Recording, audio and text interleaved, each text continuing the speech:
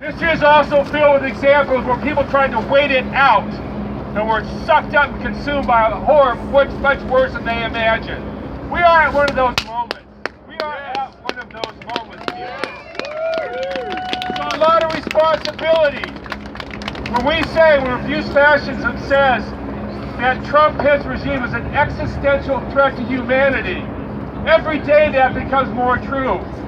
Where they're throwing gasoline on the fires of global warming or threatening nuclear war. This has all got to stop.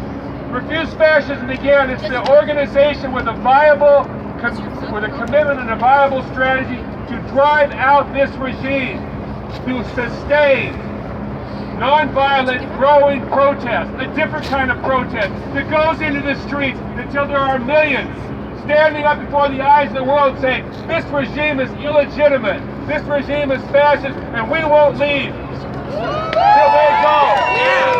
So we got to deal with some hard truths. Many people were elated when the Democrats took Congress, took the House of Representatives. But when history looks back at this moment, at this midterm, it's not going to be showing the faces of some new Democrats in Congress. It's going to see the faces of those refugees and migrants who are being threatened, demonized, and now sending troops to the border. It's going to see the faces of those Nuremberg rallies that Trump was leading that led to a situation where this election season was marked by what? By anti-Semitic slaughter, by 2 African Americans in Kentucky gunned down by white supremacists, by goddamn bombs in the mail to leading Democrats in the press. This is the moment we're at. That's why I'm asking to sign up with Refuse Fascism and get organized, all of us. There's a huge responsibility for us. And Saturday is a big step.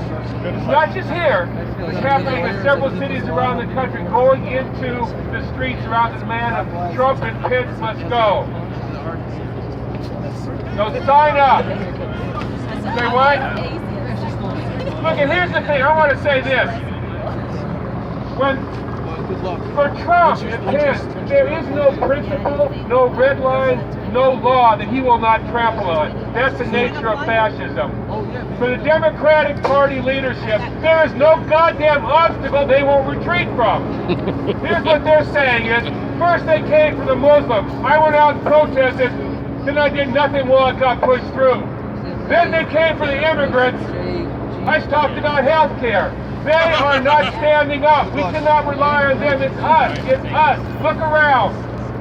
Look around right here. It's up to us. And the millions and more people that are disgusted and hate this. The millions of people that have a shiver go down their spines when they think about nuclear war. Every goddamn woman and girl in this world has had escalated threat of violence against them under this regime.